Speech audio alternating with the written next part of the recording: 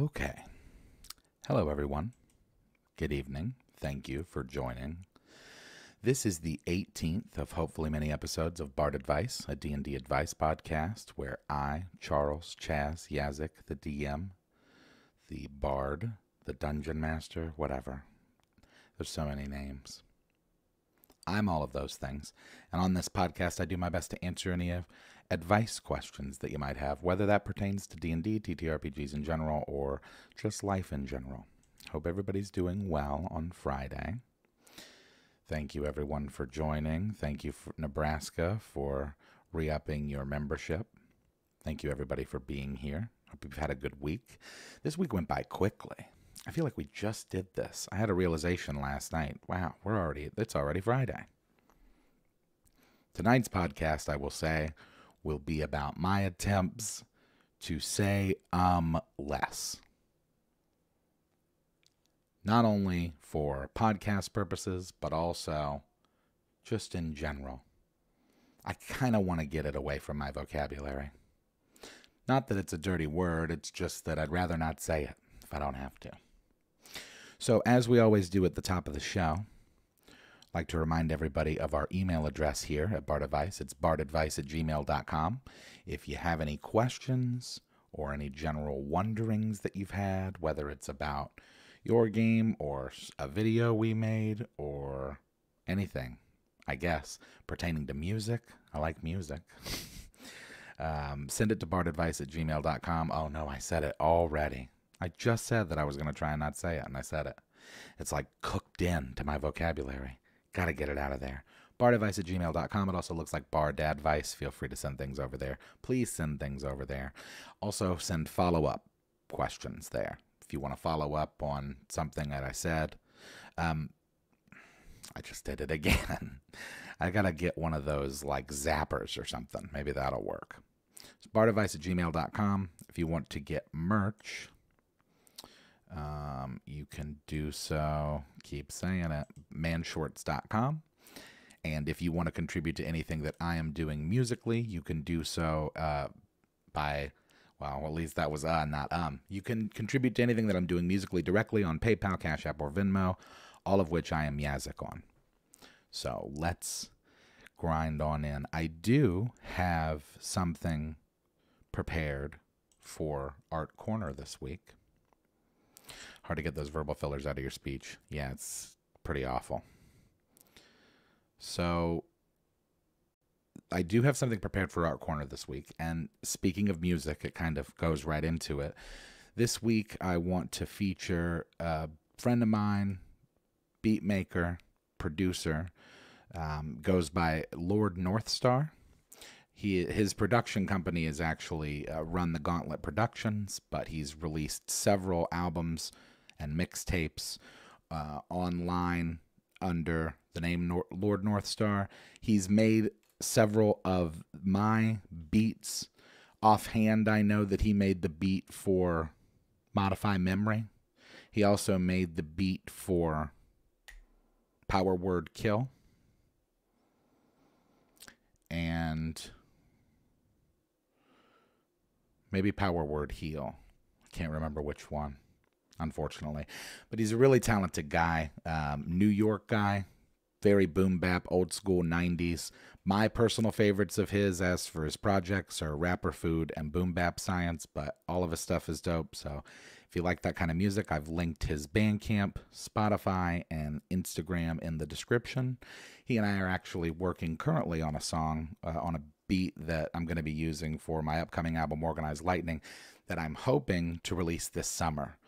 I'm not going to give a hard date on that, even if I'm confident on it. That has failed me in the past. But the goal is summer for Organized Lightning. It will be a 15-song album, 5 of which already exist as singles, the songs, but it'll be 10 new songs, 15 in total. Organized Lightning. That'll be album number 3. So we're working on that. Go give Northstar some love and listen to his stuff. He makes good stuff. And also, another note. Oh, thank you, Nebraska, for the membership gifts. That's really cool of you. I always appreciate it. I just wanted to show this too, just because I thought that this was kind of fun before we get into any kind of real questions. So, Agent Palmer, I was on his podcast. It is not released yet, although I think it does next week. The Palmer Files podcast. He sent me an email just randomly, and all the subject line of the email said was, thank the gods. I believe it said, thank the gods for advantage. But check this out. Now, if you're just listening, you're not able to see this. But for those who are just ingesting this via audio, we've got a table here. Clearly someone has rolled 2 die, meaning that they either had advantage or disadvantage. In this case, thankfully they had advantage. But one of the die is at a 1 and the other is a 20. So that's pretty cool. That's like finding money. No wonder. You got to, I mean, when that happens, you got to stop what you're doing. Take a picture of that and send it to somebody, I guess, with a cryptic with a cryptic subject line. So I just thought that was cool. I wanted to share it with everybody. Okay. Looking forward to the new music. Oh, thank you. Yeah, I've been having fun getting back into it. I've let it sit for too long without really trying to grind and make more music. So I'm gonna really try and grind and make more music, I guess, is what I'm trying to say. I do have a couple of notes just about some other things I just thought that it'd be worth bringing up. The NBA playoffs are in full swing. I'm amazed that the Lakers are there. I'm amazed at that. Just seems wild that they're there. And they'll be playing the Grizzlies, so that's going to be a really interesting series. Just kind of check in briefly on that as it develops over these next couple of weeks. And as for shows, my wife and I have been watching Beef. I'm actually really happy that we decided to watch it. Really, she pushed it on me because I wasn't totally sure what it was. The trailer is a little unclear. I don't know if anybody knows what I'm talking about, but it's on Netflix, a new show. It's Ali Wong, Steven Yeun. That guy's a monster performer. I mean, Ali Wong is great too, but Steven Yeun in particular, that guy, super underrated. And David Cho is on there, and it's A24. So obviously it's kind of like all over the place in terms of the storytelling, but I think it's really good. I've really liked it so far. And I've found myself enjoying it more as it goes. So I don't know. Do the touchdown. I believe in you. Yeah, I don't even know why I bring up the NBA on here, but hey, for the 1 or 2 people that do watch the NBA, there you go. And I think that's it. As for other notes, is just stuff going on. I've not yet seen the Mario movie, still. I would like to. I've heard great things about it. Jack Black's just such a powerhouse. You just give that guy some money and let him go.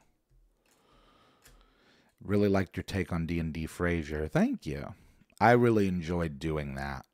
Frasier was a really fun one. I love that show and that character. I've seen the series Frasier through at least 3 times, maybe 4.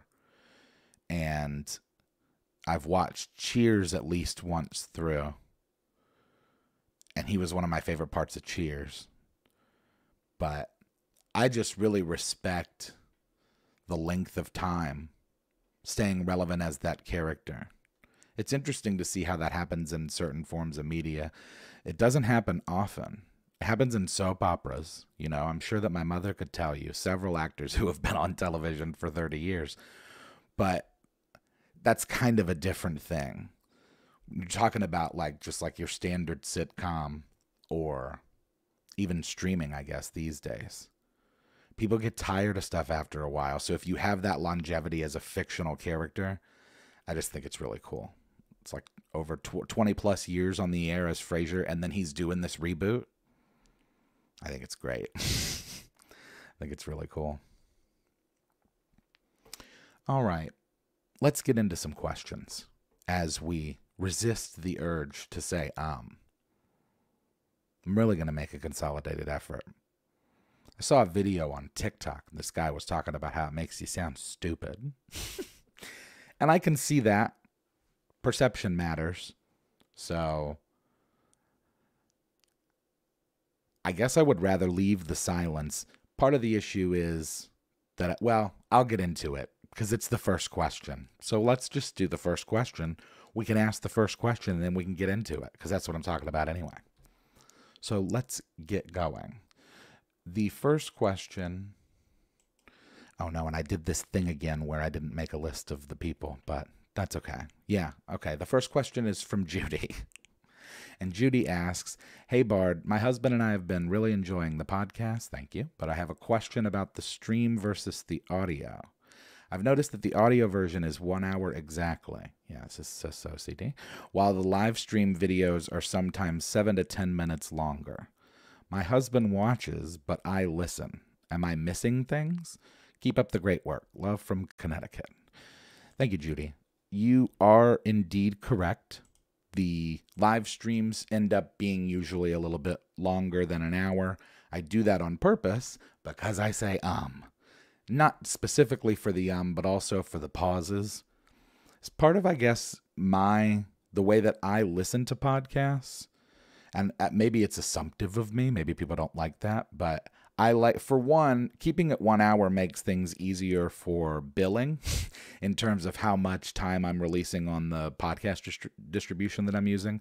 But also, I just like the way it looks. I just like that the audio is like 1 hour, like bang on. You're not missing much other than me cutting out ums and silences, which is pretty much what I do. One of the reasons I usually run a little over is because I know that there's dead air. There are also times where I'm kind of communicating with chat, and then so later when I'm editing on the playback, it's not really relevant to anything that's going on for the audio listener. So I try to trim that kind of fat as much as I can, where it's just like, oh, well, here's like 14 seconds of like me and Pirate having some conversation about something that's totally unrelated to whatever we're talking about. That's not necessarily necessary for the podcast audio, I think, just because, I think the whole idea of this is just about the advice stuff. So sometimes we do a little pleasantry stuff and just chatting and, hanging around in chat. I don't know that it's really relevant to what I'm trying to accomplish with the podcast, so some of that stuff gets cut out. You are more than welcome to check out the videos. They are available on for viewing on the channel. Now, I will point this out again because I think it's come up before, but I just want to point it out in general in case anyone knows. These videos are on the live tab on our YouTube channel. So I'm a little behind the times on tech stuff. I'm always kind of stumbling around in not necessarily a dark room, but like it's very Velma without her glasses with me with technology lately. There it is. It's like an old friend. Just kind of, the ums and ahs are because my brain is processing too fast and my mouth can't keep up. Yeah. Well, that is what it is, right? We're just, because my brain, whoo boy, you think I rap fast? You don't want to get in here. You don't even know. It's like Batmobile with no power steering. That was a line of mine, and it rings true, I think. It's just super powered with nowhere to go. So talking lends itself to a lot of ums and ahs. But I do like the idea of at least sounding smarter by trying to get it out of my vocabulary. I don't even know where I ended up on that train of thought. What we were talking about, the audio versus the video. The short answer is no, I don't think you're missing anything. I think that people consume how they want to consume. There are some people that show up here weekly and like to do the live interaction thing, and that's fun, and that's how they consume it, and then they're done. And then there are other people, I'm sure, who just watch the playback. Obviously people have lives. They can't be expected to drop whatever they're doing just because some guy's yelling into a microphone, So, and then I'm sure there's also people that listen to just the audio. I know that there are people that just listen to the audio. So it's however you want to do it. Don't feel like you're missing anything if you're only listening to this for audio. If you do want to catch those extra 7 to 10 minutes of ums and ahs and pauses and me getting a drink of water and stuff, come check out the video for sure. But I appreciate it, Judy. I'm glad that you enjoy the show. You and your husband enjoy the show. I will keep doing it. I'm enjoying it myself. I've had a lot of fun with it. Big there. Oh, yeah. Oh, no worries, Pirate. Thanks for coming and hanging while you could.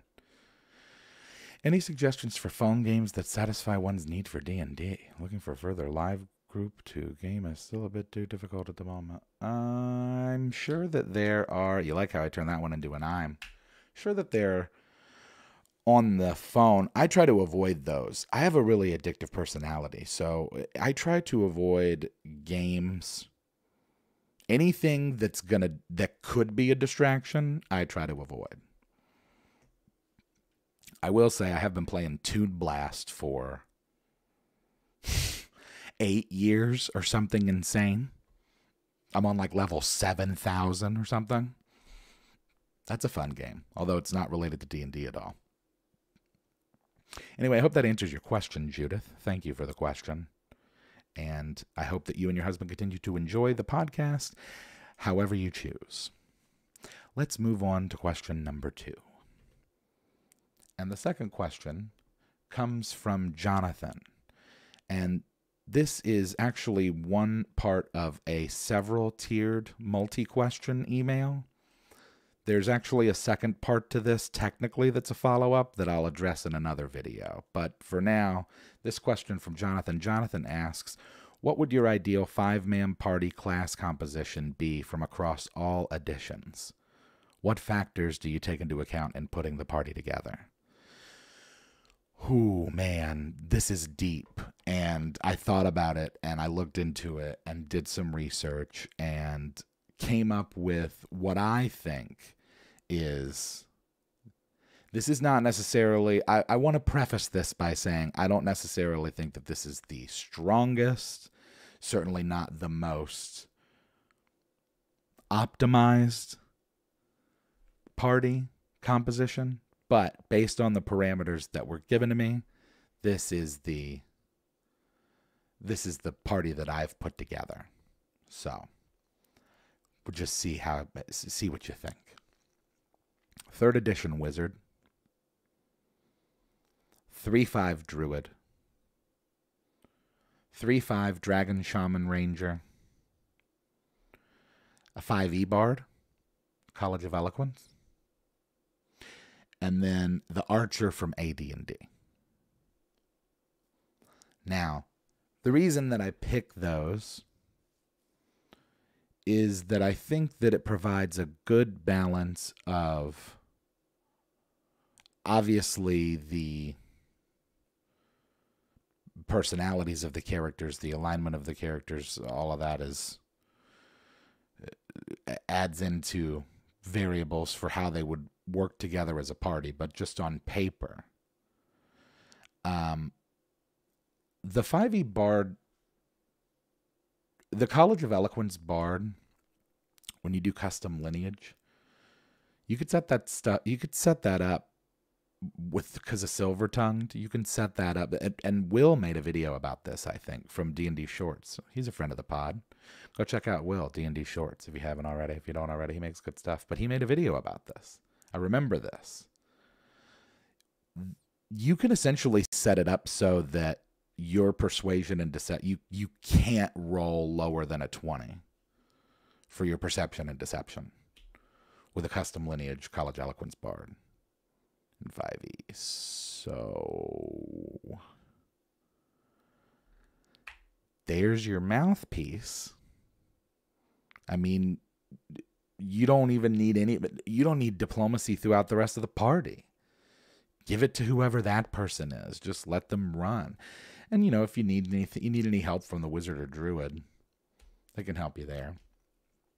And I think that the 3/5 druid, honestly, I think the 3/5 druid, like for base classes, gives you maybe the most versatility out of any class ever. I'm sure people would argue against that for sure. But the 3/5 druid is just, it's built to be, you're built to be dual tanking. Was that 4? Druid, Ranger, Bard, Archer. And then the Dragon, Shaman, Ranger, which would be from 3/5 as well.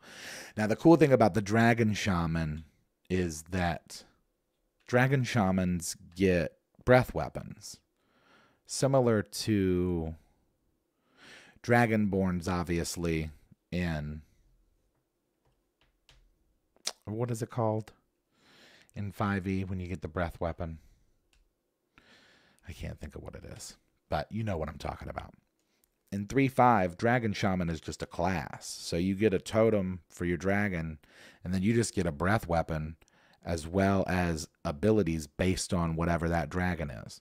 So, for example, I ran a 3/5 Dragon Shaman, a 3/5 half-orc Dragon Shaman. It was actually a fighter.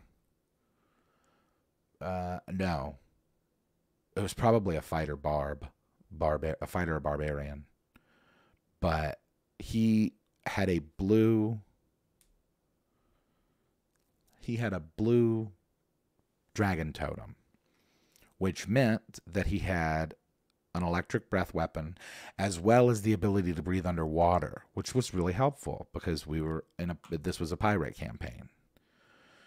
So that was pretty sweet. Just based on that, I guess. The Dragon Shaman.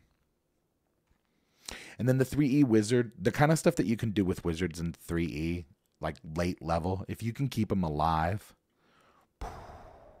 they get really dummy really fast. And when you do prestiges into stuff like Blood Magus, forget about it. That guy's on another planet at that point. As for the Archer, the AD&D Archer gets like 5 attacks a round. Like base. So they don't even... It's like, wait a minute, are you a monk? No, I'm a 2E Archer. Deal with it. All the attacks. So I think that for all of those reasons, with that kind of collection of party, that's the crew that I would have if I were just like managing a D&D party. Is there a game... I'm probably going to feel really silly for asking this question because not only does one probably exist, but it's probably really obvious and popular. But is there a game where you just kind of manage a party like that? I guess Diablo is kind of that way. But I just feel like so much of gaming is geared towards either like mass multiplayer online or single player RPG. And not much for in between. For sure they have the Elder Scrolls Online and stuff, and D&D Online even has like a video version game, right? The Pathfinder video games. Dragon Age. Is it? Do you actually... In Dragon Age, can you swap? Man, I wish they would remake KOTOR. Can we? Please? Also, can we have a Star Wars game where you can customize your character? They have the online version of that, but it always bugs me when it's like, oh, check this out. It's like, the Jedi Rises or whatever video game, and it's like, what is this? I got to be this guy, though? I can't be like my own person? That's kind of annoying. I need customization. I would play like a wrestling game over some AAA RPG title if the customization was better. And a lot of times it is. Baldur's Gate. I need to check out some of those because that sounds really fun. Dungeon Siege and Divinity Original Sin 2. I've tried to play Divinity Original Sin 2. Maybe I should try it again, because I think the last time I played it, I was on my potato laptop, and that was probably part of the reason it was not as fun as it could be. Now that I have an actual machine, I might give that another try. Okay, let's keep it moving. We've got this next question here. The third one. Oh, and it's Chris. Thank goodness his name is in the question. And of course, it's Chris. Chris is becoming like Dio for this show. It's just like, oh, what's this? It's Chris. You thought it was this? No. Surprise, it's me, Chris. Hey, Chaz, it's Chris again. I have a question about vampirism. In a few weeks, my party will be clearing out a cave of vampires. Should one of them contract vampirism and choose to embrace it and remain a vampire, does their current race become replaced by vampire, or does it become a sub-race? Thank you for the question, Chris. Thanks, Quest. Thank you for the question. The short answer, I would think, is that it's a sub-race. Only because vampires are busted. The monsters? If a player came to me and was like, hey, I'm going to turn into a vampire. Just like a full like monster manual. It's insane. It's like you wouldn't even need a class with having a race like that. So I think that it would be a sub race. Now that said, I think that there's different ways to do it. I mean, if you wanted to go crazy, you could make them a full-on vampire, but I don't know how fun it would be for you because they would wreck most anything that you sent at them. But as for sub race, I guess everybody has their own version of it. I was able to find 3 of them. It looks like there's a homebrew version of a 5e vampire race on D&D Wiki. I found an article by Evantier Games, as well as on GM Binder, I found another person's version of a sub-race for vampire. So, don't know how D&D does it, but at homebrew up a template. Yeah, there are a couple that I put in the description for you. Damphers. Oh, yeah. But I guess just from like from an RP perspective, I think that it would make more sense for it to be more of a sub race. Of course, then I guess it begs the question as to whether they retain their.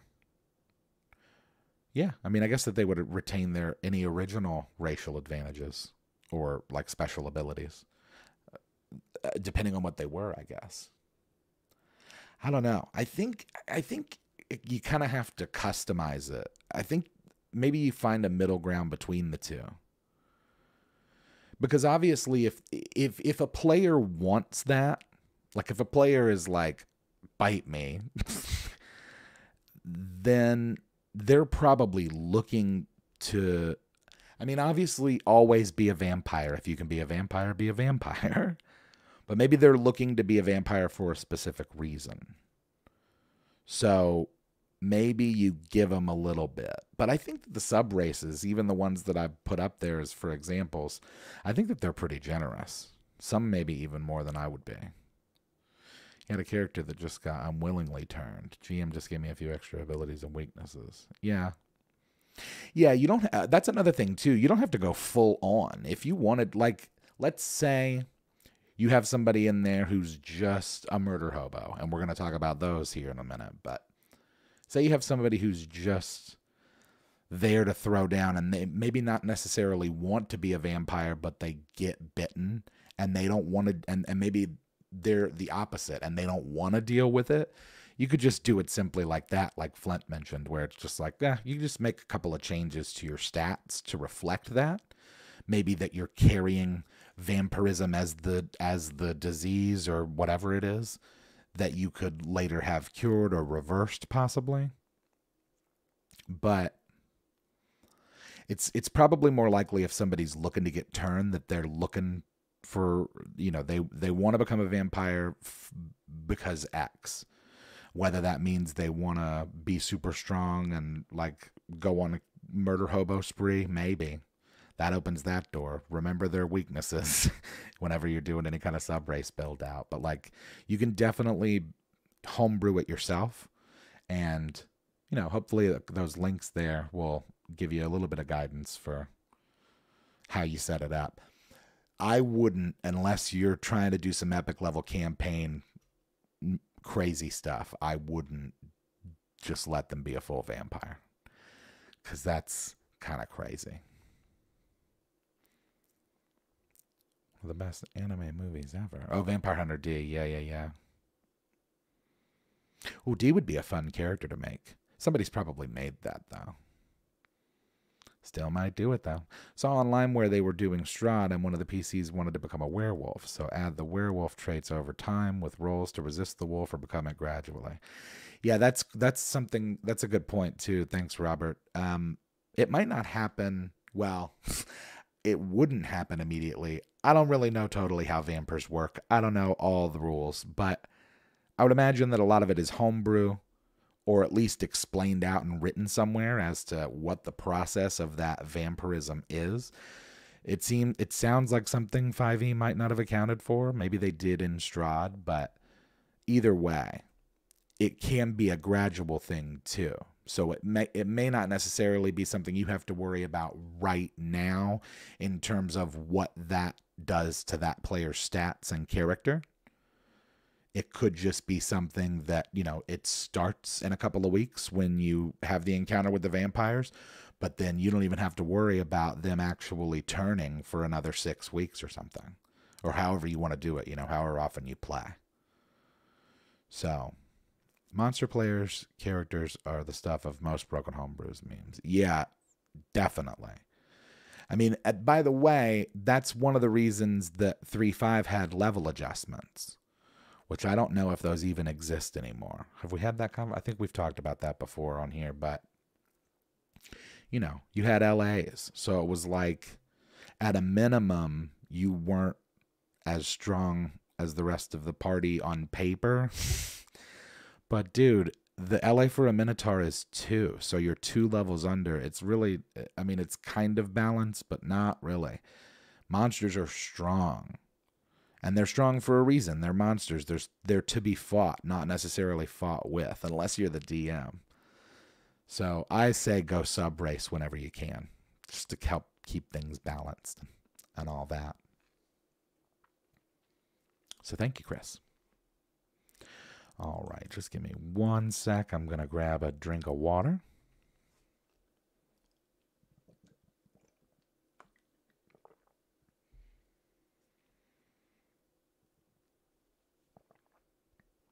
Oh, goodness. Better than usual on the ums. I think I'm doing a relatively good job of resisting them. This will not be on the podcast. Yeah, that's right. And neither will this, actually. Probably not.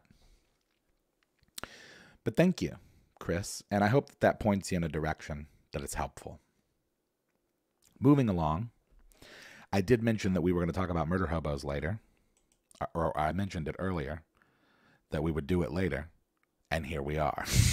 Later is now. That's a Carlin bit. There's a moment coming. It's not here yet. It's almost here. Here it is. It's gone. That's it. It's over. This next question is from Lilith. Lilith asks, how do you deal with a murder hobo? As a player and as a DM. Carefully. There's lots of different types of murder hobos. First of all, I'll say I think everybody has a little murder hobo in them. Even the goodest of paladins, depending on the scenario, can get a little murder hobo-y. Now, I might be the worst person to ask how to handle a murder hobo, because I don't know if you've ever seen any video we've ever made, but I do not do a good job at managing Sarah. I would say that just in general,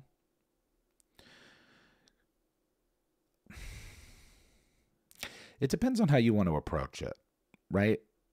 And how egregious this person is being with it. So, as I mentioned, I think that everybody's got a little bit of murder hobo in them. There's also different types of murder hobos. Now, some people might call me a murder hobo, but I'm more of like a chaos gremlin. Is that what they're called?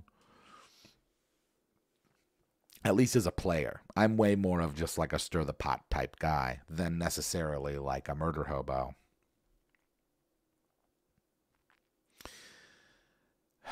I think it depends on how. Yes, and as Flint said, that's another point I was going to mention but forgot.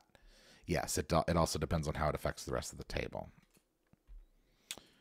So, if you've got a murder hobo and their behavior is negatively affecting the rest of the table, what my instinct would be, and I thought of this afternoon actually when I was driving around because I was thinking about this question. What I would do if you wanted to be aggro about it, if you wanted to be like aggressive and make a point to them, then a really fun thing to do is establish a DM NPC that is identical to them in every way except personality. And take every opportunity you can to try and showcase yourself to the party as being more valuable than the murder hobo character. So then maybe the rest of the party starts questioning the murder hobo's contributions to the party as a whole. And then maybe the party kicks them from the party.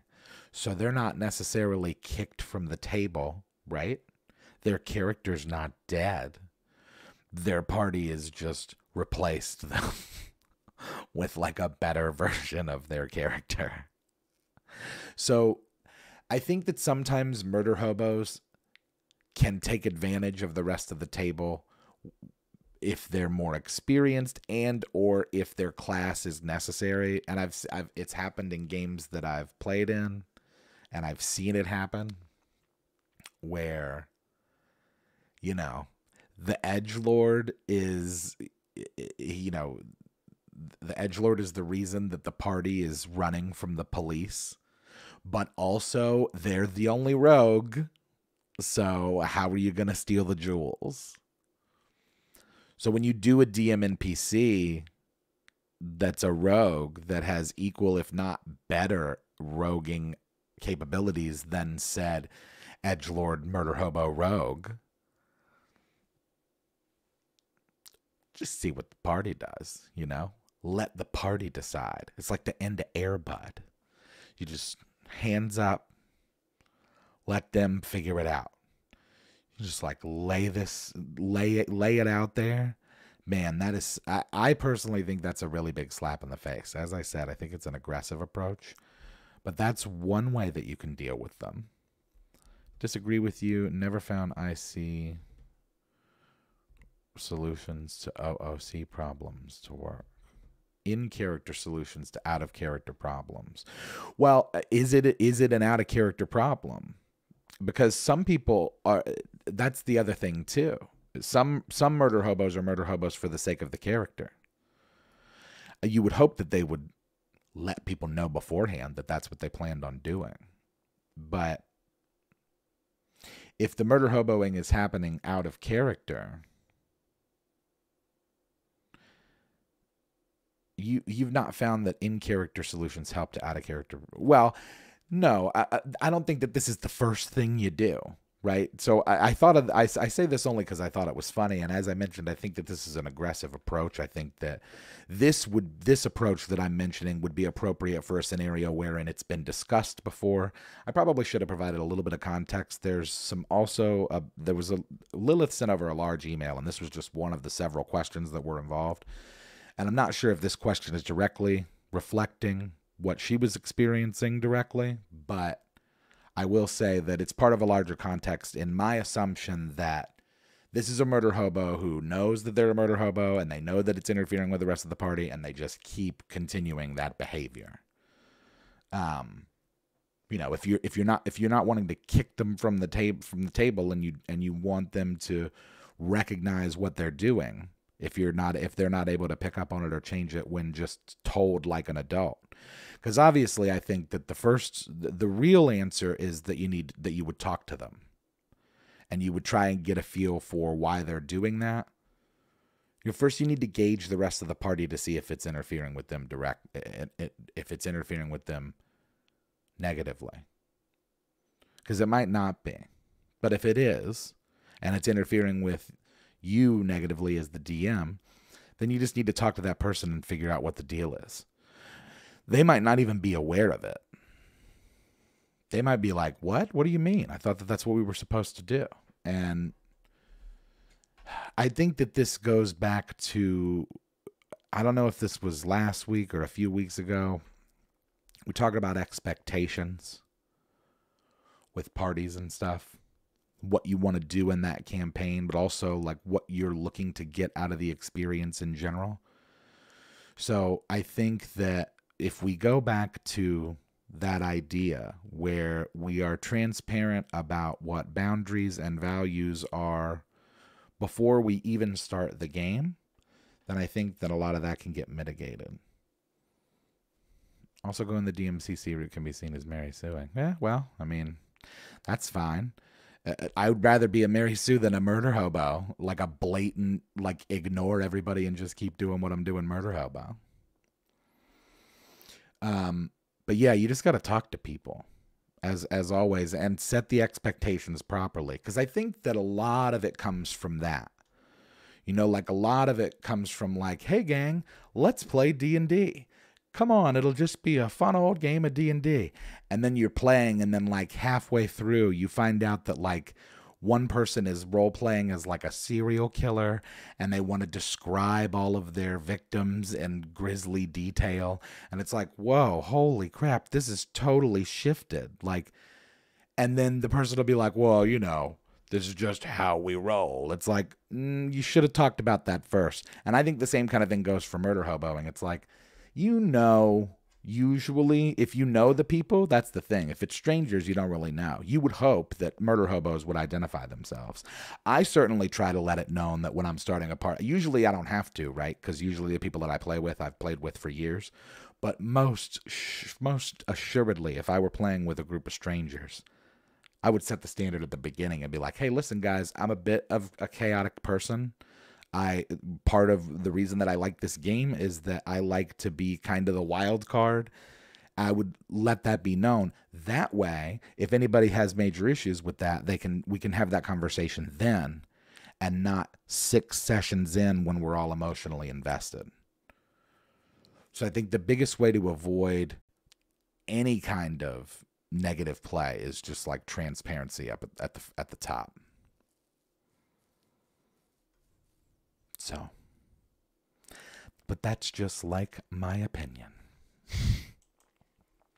Thank you for the question, Lilith. I hope that gives you somewhat of an answer. We're going to keep on keeping on. Oh, man, because oh, my gosh, we're already 44 minutes in. Where does the time go, gang? This next question here is from Nebraska because. I think. Is that right? Think so. Nebraska asks, if you could mix and move 2 or 3 mechanics across any and all editions or D&D from Gygax to now in order to improve your gaming experience, what would you choose and why? If I'm honest, I didn't have much time to think about this question, but I did think about it a little bit. Sunder comes to mind. I don't know why that just went away. Thought that was a really cool thing. Grappling also doesn't work the same way that it used to, right? You don't even have a grapple score. So I would bring back grappling. I would bring back a lot of skills, but I've talked about that before. Murder hobos attack an NPC that turns out to be an ancient dragon in human form. Yeah. Hey, it happens. I just totally lost my train of thought. Yeah, Sunder. This grappling that just disappeared. Can you trip people in 5e? Is that a thing? Is that like an action? Or do you have to have it as like a special ability like Sunder? And I understand that stuff gets streamlined, right? And so obviously it's just like, well, what do you mean? It would just be like a called shot, but it's not the same. Sunder was like a whole... Bring back interesting stuff for marshals to let them keep up with their casters. The Book of Nine Swords. Oh, dude, the Book of Nine Swords. Yeah. Yeah, I agree with that. I think that there should be more kind of, not necessarily mixing and matching, but just kind of like more integration of magic with melee, if that makes sense. You know, they used to do that with feats. You used to be able to accomplish that stuff with feats. But they don't really have feats anymore. I mean, there's like 10. But they don't really have that many anymore. So I think that it's not so much that there are mechanics so much as it's just like more volume of existing things. I think the skill list should be more... I think they should expand the skill list, and I think that they should expand the feats. Monkey grip. Yeah. Well, monkey grip was like a little bit boring, but that's the thing, or broken, I was going to say, but that's the thing, is that like you could balance that in 3.5 because you had a bunch of other cool stuff. Simple modules rather than the huge campaigns they publish. Yeah, do they not make one-shots? What happened to that? Didn't they do that for a long time? Or do they still just drop one-shots? But now they drop these like really extensive campaigns. Maybe they do so because they figure it'll keep you busy while they build the next one. Let's make it as long as possible. Then that way, while they're reading Tasha's, we can make the next one. I mean, that's probably what's going on. Hey, Kirk, no worries. Sunder only exists in 5e if you play Chapter 1 of Tales of Yawning Portal and find the only sword that is capable of doing it. That is dumb. I don't like that at all. Where's my Sunder at? You know, I was going to do a parody album. I still might. But I was rewriting a bunch of popular songs as D&D songs. And that Lightning and Thunder song by Imagine Dragons, I was writing as a Sunder. And it was about sundering weapons. And just how cool that is, I don't know. It's probably nostalgia just because I remember I had a character and that was like his thing. It's very anime almost because he didn't have weapons. He just had a shield. He had a shield and a quarterstaff that he used to, well, it was a club sort of, but he used it to that he was weapon breaker. That's what he did. So it's a shame that something so simple is just gone forever. It's a weird one. Partner writing a Pathfinder class with archetype based around Sunder. Hell yeah. That's super cool. So that's just a couple of those. Hopefully that gives you an answer. Sorry, I'm kind of backs against the wall only because we've got 2 more questions here. And I'm down to my last 15, 20 minutes. How did this happen? It's good news, though, right? Minimal ums. Minimize the I'm going to get a shirt that says that. That's going to be my merch. Oh, yeah, I need to make a Yazik shirt. I've never had one. Isn't that sad? I should make one. I should make a bardadvice shirt while I'm at it. I need to get on the phone with merch company. Get on the horn with the merch squad and see about that. Get some new stuff. And I need to see about dice too. Keep on the borderlands. All right. Thank you, Nebraska. Let's move on. This next question is from Matt. And Matt asks, I've enjoyed your videos for years and I'm considering starting my own. My concern is, do you find that the satisfaction you derive from creating things has diminishing returns? Yikes. I feel like I have good ideas, but what if I put forward tremendous effort only to hate the end result? Thanks for all the laughs. Thanks, Matt. Wow.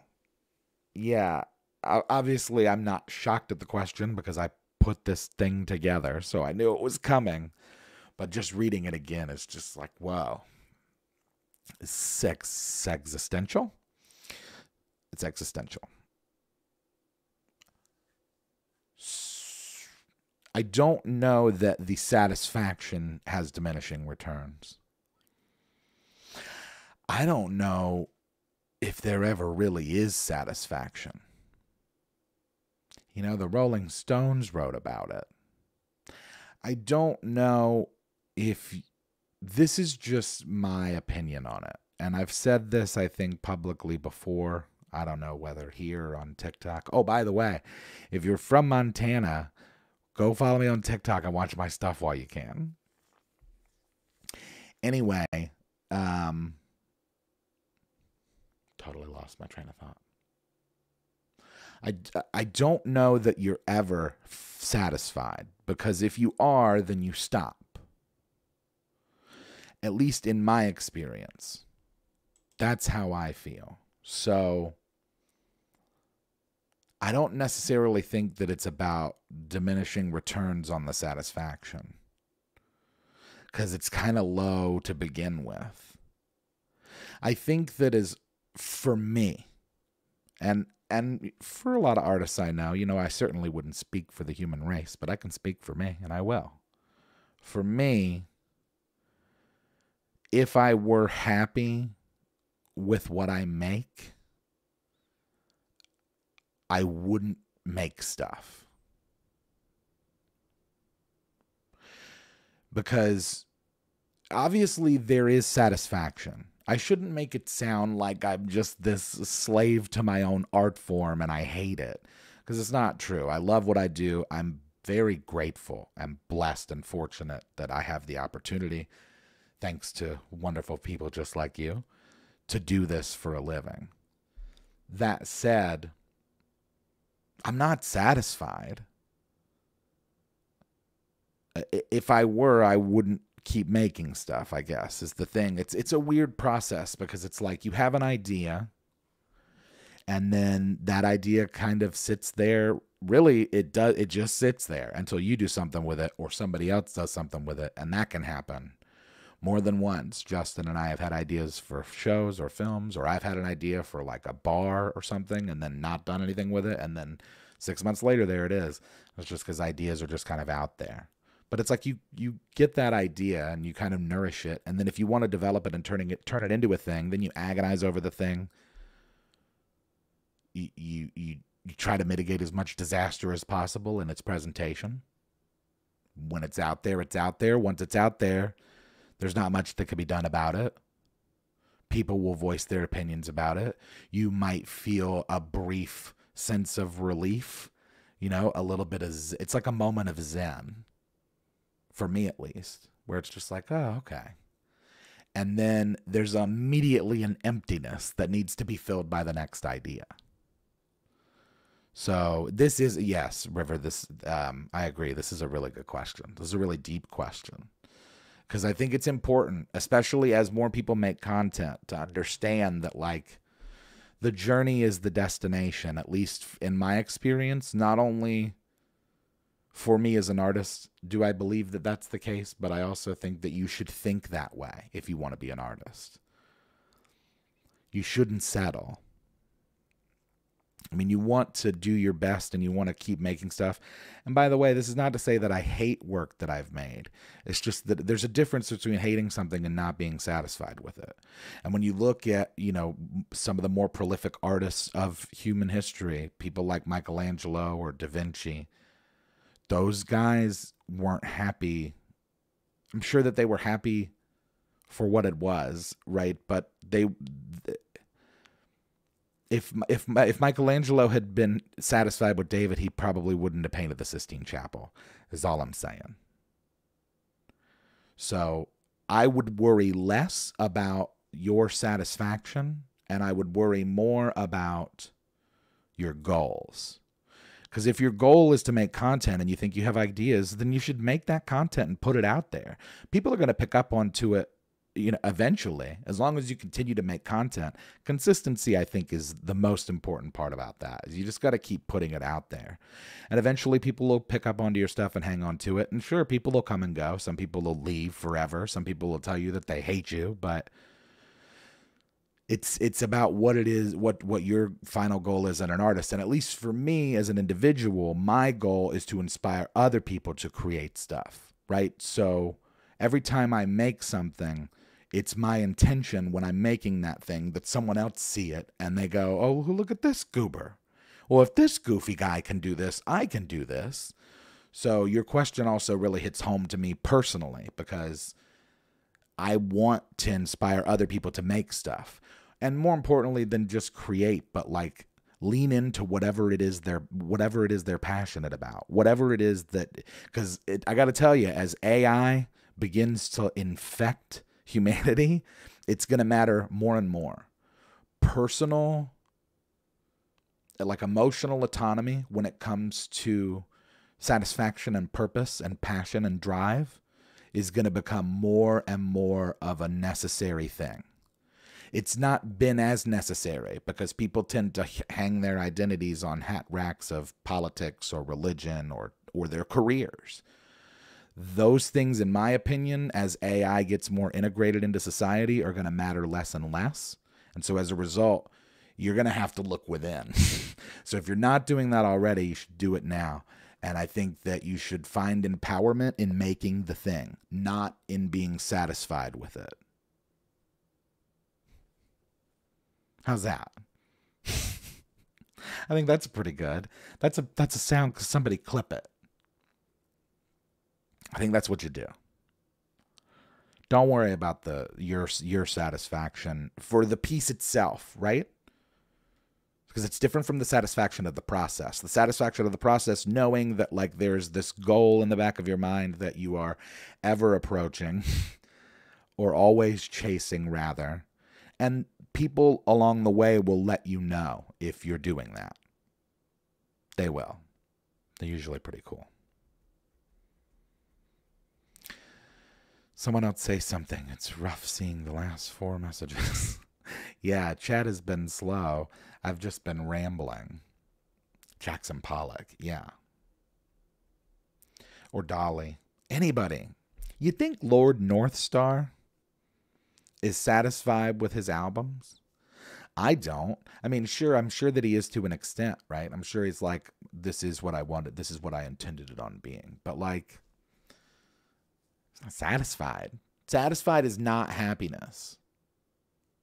There's a distinction there. So, yeah. I think that you can be happy without being satisfied. In fact, I think being an artist requires that of you. So, best of luck. I think you should make stuff. And hey, maybe one day you'll get featured on Art Corner. You never know. Let's move on to this last question before we get out of here. Yeah, man, because I could go on for, I could probably talk for an hour about AI. So maybe we'll talk about AI next week. That could be fun. All right. So this last question that we have is from Radon. I believe that I'm saying that correctly. Greetings, O wise bard. I seek your counsel. Whoop. Flattery again. It's always nice. In 5e, the Find Familiar spell has a casting time of 1 hour, but it also has the ritual tag. If my understanding is correct, that means that the caster can choose to cast the spell as a ritual, which takes 10 minutes and doesn't use a spell slot, or they can choose to use a spell slot and take an hour. Why would anyone choose the latter? Am I missing something? Thank you for the question. So this was, of course, it's the last one, and it's the one that I didn't really look into, and probably one of the ones that I should have looked into the most. But let me take a look at this thing. So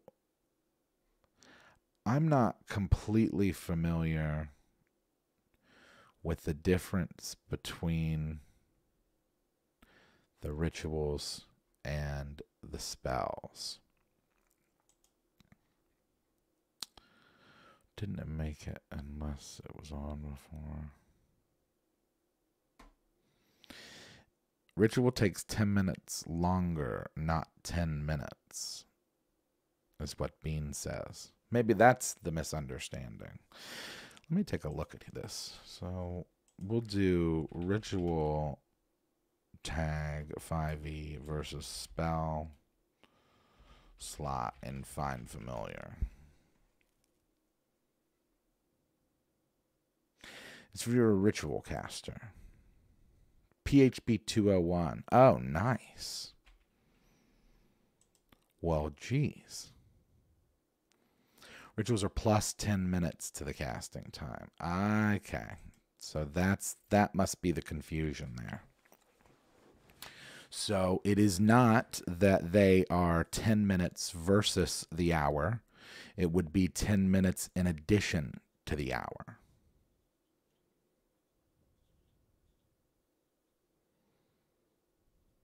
So, been creating ritual spells.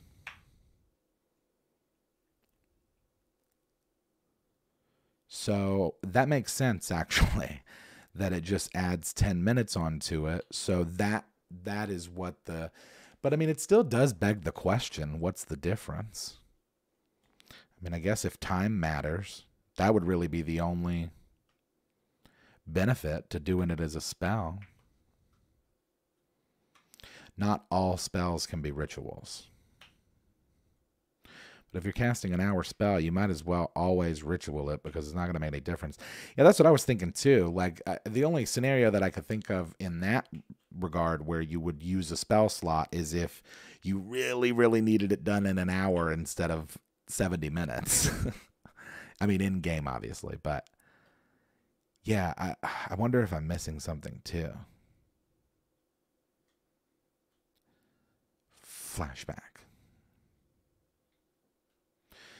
Most GMs just remember the 10 minutes part because one round plus 10 minutes is effectively the same as 10 minutes. True. Yeah. Because it would be, well, 10 minutes would be plus one round. That would be like 10 minutes and 6 seconds. I mean, you might need those 10 minutes, otherwise the podcast could run over. Yeah, that's true. Hey, there's another example if you want. I mean, you really need that hard hour. You got to have a spell slot. You can't just do it as ritual. Rituals are good for casting spells you don't have memorized, like wasting a spell slot on alarm, etc. Yeah, but wouldn't you expect that if you were somebody that had, well, maybe not, I guess. Who all can cast it? Probably everybody. Everybody? Oh, no, it's just wizards. Whoa, really? That seems really stupid. Am I reading that correctly? Is that only a wizard spell? Why would druids not be able to cast that? That can't be right.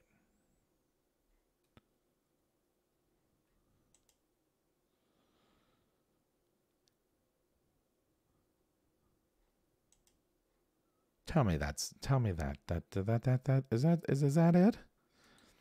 Only wizards. Well, any of the benefits of any special senses that the familiar has. I mean, it just seems like, oh, clerics get it too? That's foolish. Druids should have that spell. Only wizards have specifically familiars. Yeah. Well, druids have the companions. They were kind of all the same in 3.5. I guess not really. I guess there is a distinct difference between like a wizard's like rat familiar and the D&D's companion, or even the ranger's companion. How to use magic adept to find familiar as a druid. Yeah, that's dumb. Everybody should have that. All can cast rituals if it qualifies as a ritual. Oh, okay. I see. So it's just on the wizard spell list as a spell. But if you have a ritual casting, then you can cast it as a ritual. Yeah. I mean, I can't think of a scenario other than the timing.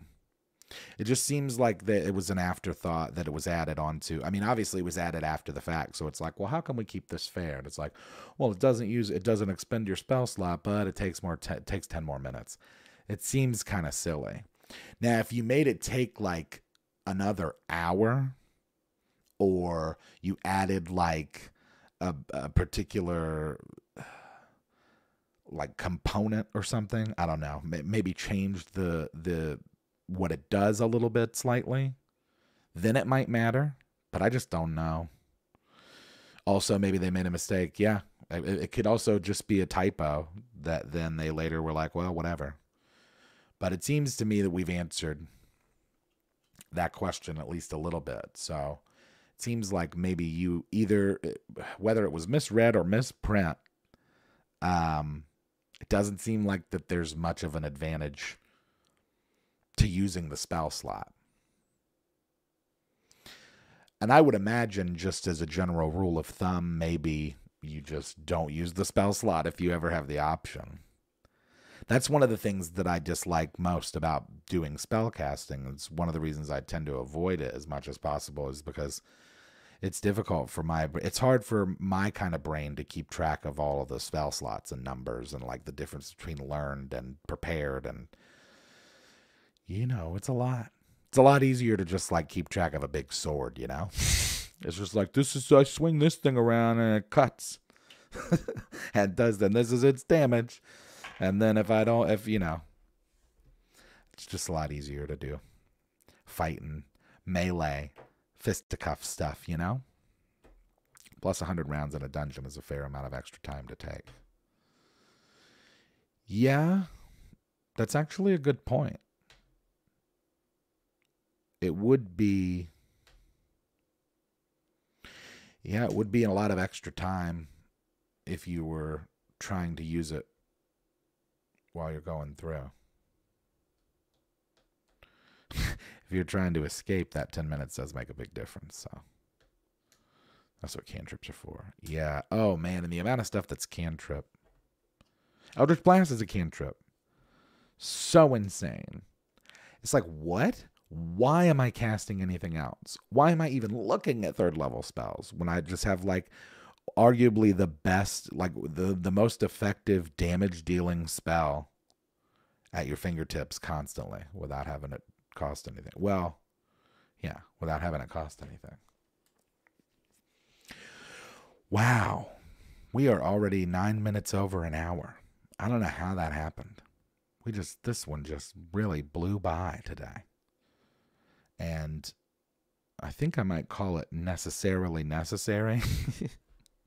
I said that earlier on the podcast. I thought that was pretty funny. How much is a soul worth? A D8 cantrip. Do love 5e cantrips. Actually, at-will damage for casters was sorely needed. Yeah, I will agree that casters being able to at least hang early game with damage dealing was necessary for them if they wanted to move forward. Like when you look at 3-5, your spellcasters can get there, but it takes a little time, and you've got to protect them so they don't die. Be okay with allowing any casters to use every spell for any old books. The Klondike bar of cantrips. Yeah. They're just like, hey, we figured this thing out, and you don't ever need anything else. It's just like, hey, warlock, dude, you know how good it is? Being a warlock essentially just like makes Eldritch Blast better than it is.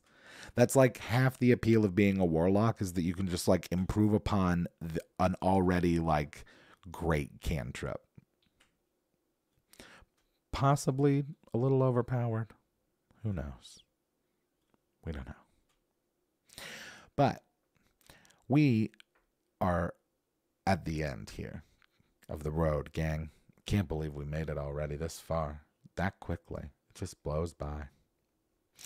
I hope that everybody has a fantastic weekend. I will be here next week Same bard time, same bard channel. Remember to save that, by the way, is 10 p.m. Eastern Standard Time, streaming here on the Man Shorts channel. Another reminder to send questions to bardadvice@gmail.com. I'm happy to answer them if and when I can. It's not overpowered, it's just assured victory. Oh, yeah, I like that. Assured victory. That's a good way of putting it. bardadvice@gmail.com is the email. I will be here next week at 10 p.m. The audio for this podcast will be available tomorrow at 12 p.m. Eastern Standard Time, wherever you listen to your podcast, just audio.